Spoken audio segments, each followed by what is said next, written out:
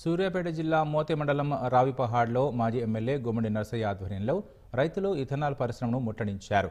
భారీ సంఖ్యలో పరిశ్రమ వద్దకు చేరుకున్న గ్రామస్తులు కంపెనీ నిర్మాణం ఆపాలని డిమాండ్ చేశారు. అక్రమ మార్గంలో ప్రజాభిప్రాయం లేకుండా పరిశ్రమను నిర్మిస్తున్నారని ఆరోపించారు. ఆందోళనకారులను పోలీసులు అడ్డుకోవడంతో ఒక్కసారిగా ఉద్రిక్త వాతావరణం నెలకొంది. న్యాయం కోసం పోరాడుతున్న రైతులపై పోలీసులు వ్యవహరించిన తీరును గుమ్మడి నర్సయ్య తప్పుబట్టారు. పరిశ్రమ కాలుష్యం కారణంగా పంట పొలాలు దెబ్బతింటాయని ఆవేదన వ్యక్తం చేశారు.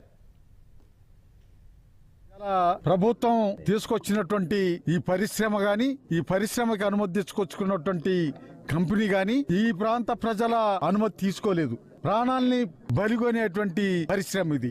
దాంట్లో నుండి బయలుదేరేటువంటి విషం ప్రజలందరినీ వాళ్ళ ప్రాణాలని హరించేటువంటి పరిశ్రమ ఇది.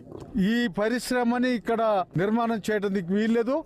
నిర్మాణ పనులన్నీ ఆపుచేయాలి, అనుమతులన్నీ రద్దు చేయాలి. మండిగా వ్యవహరిస్తే ఇప్పటికే లగచర్లను చూశారు, ఇటు నిర్మల్లో జరిగినటువంటి దాన్ని చూశారు. దీన్ని కూడా రద్దు చేసుకోవాలి. మనుషులు బతికేటువంటి ప్రాంతానికి దూరంలో దీన్ని నిర్మాణం చేసుకోవాలి.